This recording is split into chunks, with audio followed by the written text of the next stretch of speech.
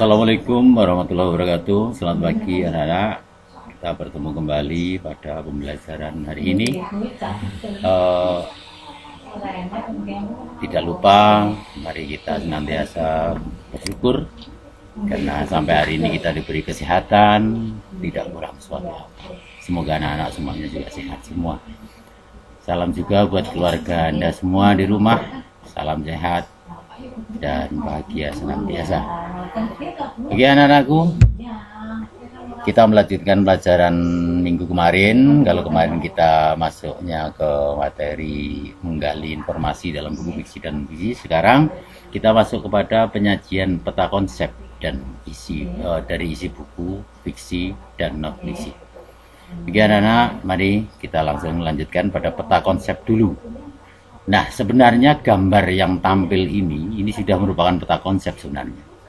Bahwa yang menggambarkan bahwa pada pelajaran bab 4 tentang teks fiksi dan non-fiksi ini terbagi atas beberapa bagian, atas beberapa subbab. Yang pertama ada 4 subbab ya. Yang pertama tentang menggali informasi, yang kedua menyajikan peta konsep, yang ketiga telaah, dan keempat menyajikan hasil. Nah ini kan bagian dari judul ini, bagian dari bab ini. Lah masing-masing subbab dipecah lagi. Subbab yang pertama dibagi dalam 5 sub-subbab. Subbab yang kedua dibagi menjadi 2 sub-subbab dan seterusnya. Oke, untuk lebih jelasnya mari kita masuk ke peta konsep. Peta konsep isi buku ini dibagi dalam beberapa contoh, dalam beberapa bentuk. Yang pertama bentuk kolom. Nah, bentuk kolom ini karena bentuknya kolom, maka ini ya juga hanya terdiri kolom-kolom. Misalnya ini kita mengambil buku yang berjudul Apresiasi Sastra. Ini misal judul buku ini. Dari kolom ini, dari peta konsep bentuk kolom ini kita tahu secara gambaran kasar bahwa buku apresiasi sastra ini ada berapa bab? 5 ya, jelas tampak 5. Bab 1, bab 2, bab 3, bab 4 dan bab 5. Bab satunya apa? Pendahuluan tampak. Pada pendahuluan di dalam pendahuluan ada subbab apa? Ada subbab 1, subbab 2, subbab 3 dan seterusnya. Ini yang bentuk kolom. Ya, yang kedua bentuk tabel. Misalnya seperti ini. Nah, kan hakikatnya sama, hanya bentuknya aja yang berbeda-beda. Bentuk kolom, ini bentuknya kolom, kalau tabel ya bentuknya tabel. Kalau kita baca, ini sama maknanya.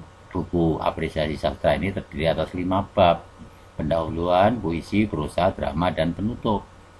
Pada bab penutup ini ada 2 subbab, yaitu kesimpulan dan daftar pustaka. Sama kan? Yang kolom juga sama. Apakah ada bentuk lain? Ada, yaitu bentuk diagram. Nah, seperti ini, sama juga yang seperti yang tadi. Buku apresiasi sastra ada 5 bab.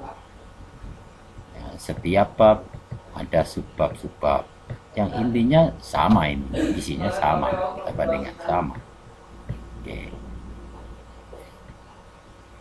Nah, contoh-contoh yang lain. Nah, ini hanya bentuknya, modelnya aja yang kita buat mungkin lebih indah atau lebih bagus atau lebih menarik begitu. Yang maknanya sama. Contoh-contoh seperti itu. Anda tentunya akan banyak menemukan peta konsep ini. Peta konsep itu tidak harus buku ya. Jadi apapun bisa dibuat peta konsep, misalnya organisasi perusahaan, organisasi tertentu, strukturnya dan sebagainya ini bisa dibuat berbagai. Sekolah juga dibuat.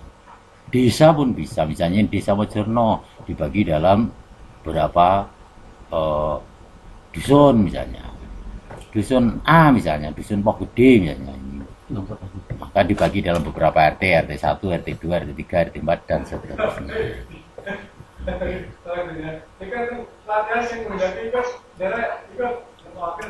Oke, ini yang bentuk diagram. Jadi tadi sudah kita temukan ada bentuk kolom, bentuk tabel dan bentuk diagram. Si banyak kita temukan dalam bentuk diagram juga. Seperti ini buku apresiasi sastra terdiri atas 4. Ini yang beda ya, beda buku barangkali begitu ya. Beda buku dengan yang tadi. Ini tadi ya sama apresiasi sastra, tapi buku ini yang berikutnya ini beda. Buku yang ini hanya terdiri atas 4 bab. Itu terdiri atas bab pendahuluan, bab pengertian, bab manfaat, dan bab jenis. Seperti itu. Anda tentunya tidak akan kesulitan. Misalnya ini diagram tentang kata tanya untuk pokok-pokok informasi pada sebuah teks. Kata tanya apa yang digunakan untuk menemukan pokok informasi? Nah, dulu sudah kita pelajari pada bab 1 semester 1 ya. What, who, siapa, where, di mana, when, kapan, why, mengapa, dan how, bagaimana. 5W, 1H. Jadi itu. Ini intinya di sini, ini babnya, ini subnya. Jadi ini yang lebih luas, ini yang lebih kecil bagian-bagian. Kalau misalnya bagian ini nanti ada beberapa, ya bisa dipecah-pecah lagi. Gitu. Contoh lain kita perlihatkan. Ada materi tentang jenis bacaan. Materi tentang jenis bacaan ini dibagi 2, yaitu daya tarik fiksi dan daya tarik non fiksi misalnya. Gitu. Daya tarik fiksi dibagi atas tema, penokoh, alur, dan seterusnya. Non fiksinya, logisnya, lengkapnya, dan seterusnya. Ini sangat mudah tentu saja, anak-anak tentu saja tidak akan kesulitan tentang peta konsep ini. Ya.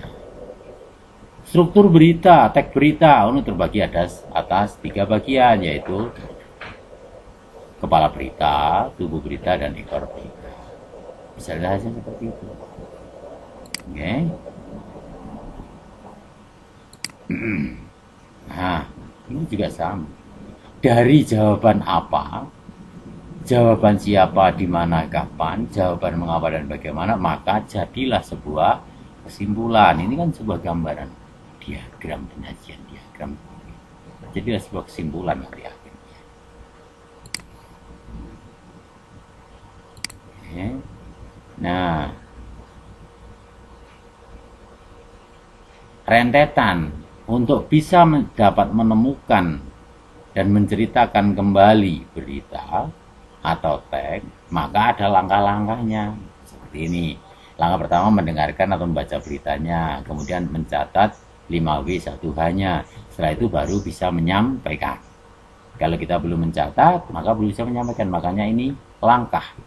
Jadi trap-trapnya begitu, dari tangga yang pertama, baru naik tangga 2, naik tangga 3, dan sebagainya. Jadi gambaran kan lebih mudah.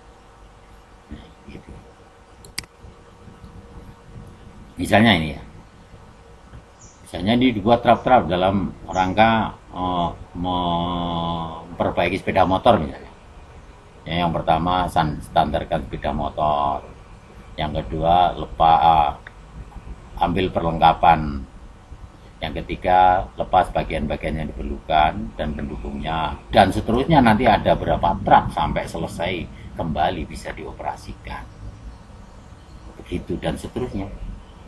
Langkah menyetrika misalnya, langkah pertama apa, terus tab berikutnya berarti tab berikutnya, langkah berikutnya apa, dan seterusnya. Tentu saja anak-anak, sekali lagi saya tegaskan, Anda tidak akan kesulitan untuk tentang peta konsep ini. Dari gambar ini aja udah tampak, tidak bisa. Oke. Ini alur drama.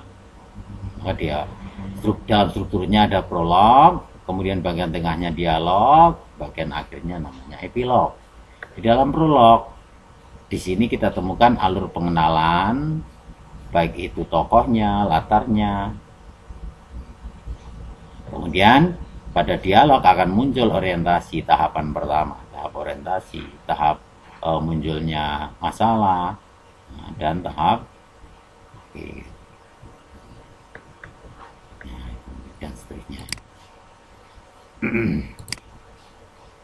Nah, misalnya ini pada drama ini diawali dengan orientasi, kemudian muncul masalah, kemudian klimaks, anti klimaks, penyelesaiannya. Oke, ini tentang peta konsep.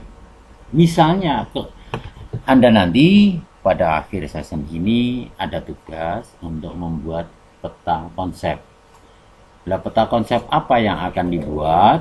Nanti Anda boleh memilih apapun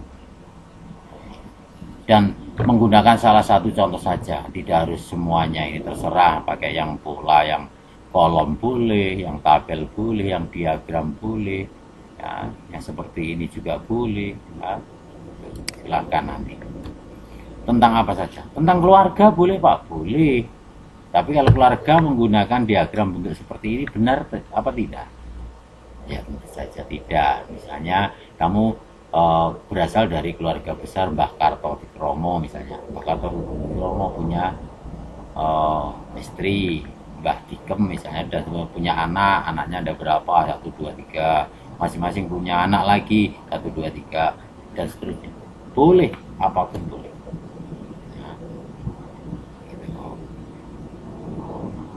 Kalau langkah-langkah yang seperti ini akan lebih tepat bila untuk langkah-langkah. Misalnya Anda mengerjakan apa, ada langkah-langkahnya, itu silakan Anda boleh menggunakan yang model ini. Oke. Dengan demikian, maka khusus untuk peta konsep ini, saya yakin, kalaupun nanti kita beri tugas, kalian tidak kesulitan. Dan tugas yang kita berikan khusus untuk peta konsep ini, silahkan Anda nanti membuat peta konsep pada buku atau boleh dibuat yang seindah mungkin, sebagus mungkin, serapi mungkin. Kemudian Anda foto, setelah selesai Anda foto, maka terus kirimkan foto kalian di grup kelas. Jadi foto-foto gambar Anda ini, gambar apa? Gambar peta konsep Anda ini Anda kirim di grup, atau boleh dalam bentuk file, dikirim dalam bentuk file, boleh, terserah, tidak harus dalam bentuk foto, bentuk file juga boleh. Oke, nah, sampai di sini ada yang ditanyakan? Oke, terima kasih, Anda sudah memahami. Kita balik dulu. Nah, setelah kita hari ini, setelah kita mengenali dengan peta konsep, maka kita masuk ke materi yang subbab yang kedua, ya, yaitu teknik membaca untuk menemukan isi pokok buku. Oke, kita masuk. Teknik membaca.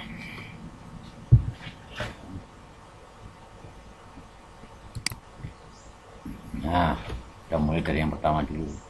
Teknik membaca scanning atau memindai. Apa tuh scanning? Apa memindai?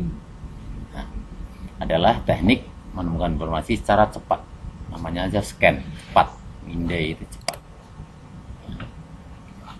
Apa manfaatnya?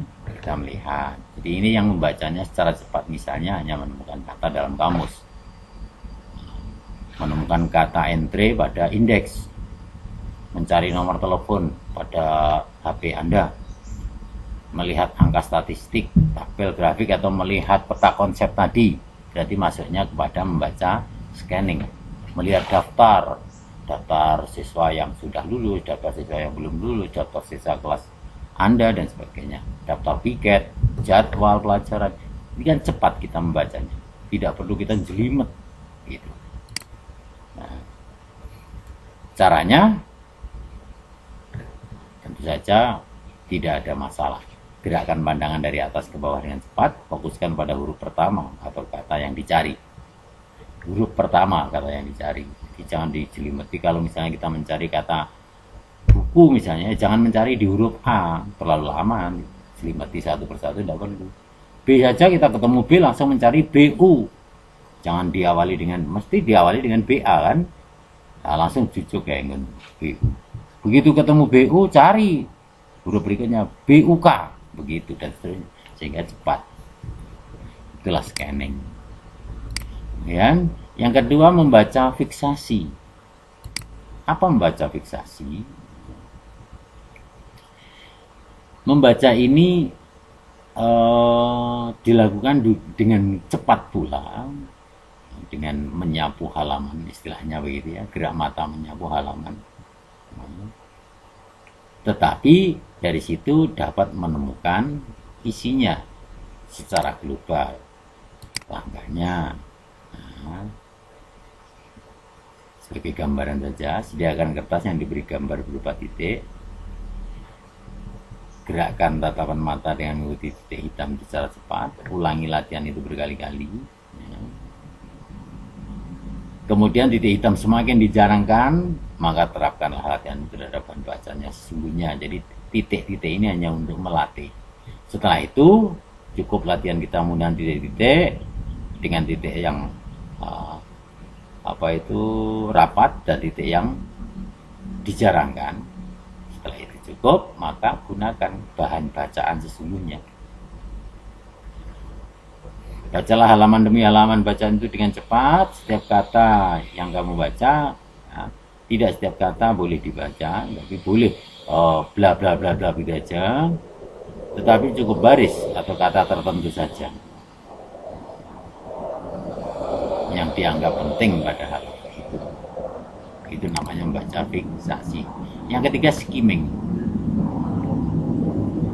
Membaca skimming ini membaca sekilas untuk dapat menemukan isi umum atau gambaran umum dari buku tersebut. Maka untuk memperlancar proses skimming, lakukanlah terlebih dahulu membaca daftar isi, pengantar, pendahuluan, judul, subjudul, serta kesimpulannya. Baru masuk ke isinya. Tuh, tapi karena skimming ini memang tidak untuk secara detail isinya, hanya mencari garis besarnya saja, gambaran global dari buku itu, maka cukup kita membaca bagian-bagian yang ringkas. Daftar isi, kata pengantar, pendahuluan, judul, subjudul, dan kesimpulan. Itu saja bahan-bahan yang pokok, yang secara global telah menggambarkan isi. Fungsinya untuk menggali topik bacaan, mengetahui pendapat atau opini orang, untuk mendapatkan bagian penting yang kita butuhkan, mengetahui organisasi penulisan, artinya struktur tulisannya, urutan idenya, cara berpikir penulis, dan penyegaran apa yang mungkin pernah kita baca. Secara visual, membaca visual yaitu mengejar kelompok kata dengan urutan mana yang disukai. Cara ini cocok untuk memahami bacaan yang tertulis. Artinya membaca yang tampak ini fungsinya. Oke, sampai di sini dulu. Bisa dilanjut ya. Oke, terima kasih. Nah, ini tadi tentang teknik membaca. Tadi ada 3. Yang pertama scanning, membaca cepat. Contoh scanning itu membaca kamus, membaca nomor telepon, membaca indeks, dan sebagainya. Kemudian yang kedua fiksasi. Ini latihan untuk proses mempercepat baca. Kemudian yang ketiga skimming, membaca garis besar atau gambaran isi buku sehingga yang dibaca cukup pokok-pokoknya saja, bagiannya ringkas. Oke. Nah, untuk teknik bacaan kan ada yang sulit, agak sulit, dan yang mudah. Maka cara bacanya pun, teknik bacanya pun beda. Ada bentuk zigzag, bentuk spiral, diagonal, dan sebagainya. Nah, contoh. Nah, ini fiksasi sebenarnya. Ini latihan fiksasi itu seperti ini. Oke. Latihan fiksasi. Oke.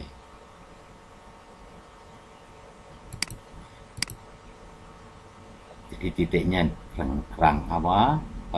agak rapat, seolah-olah ini kalimat, titik lagi, kalimat, titik, kalimat, dan sebagainya begitu seolah.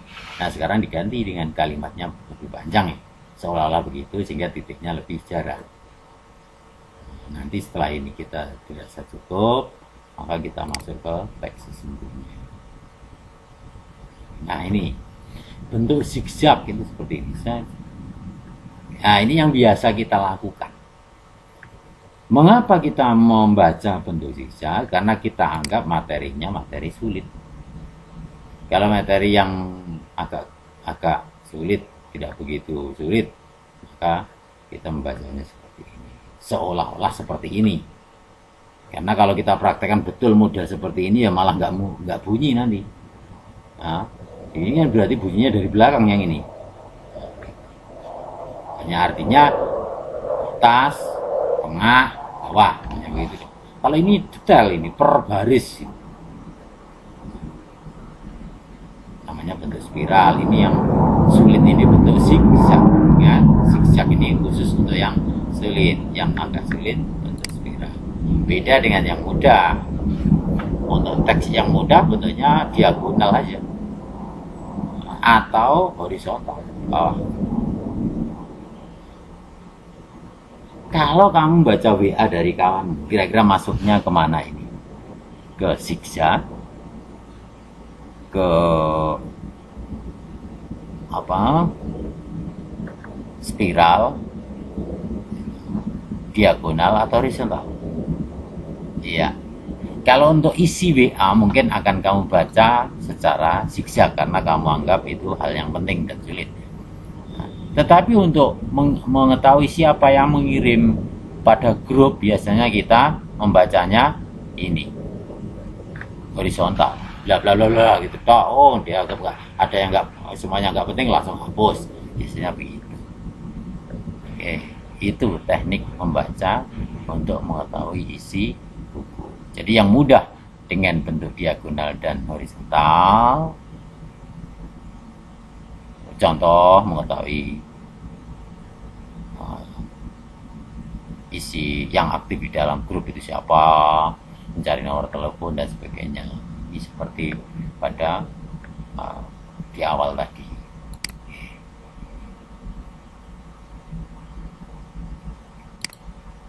Nah, oke. Untuk teknik membaca seperti itu, kita ingat kembali bahwa teknik membaca itu ada yang zigzag, ada yang spiral, ada diagonal dan horizontal. Untuk materi yang kita anggap sulit, kita menggunakan zigzag.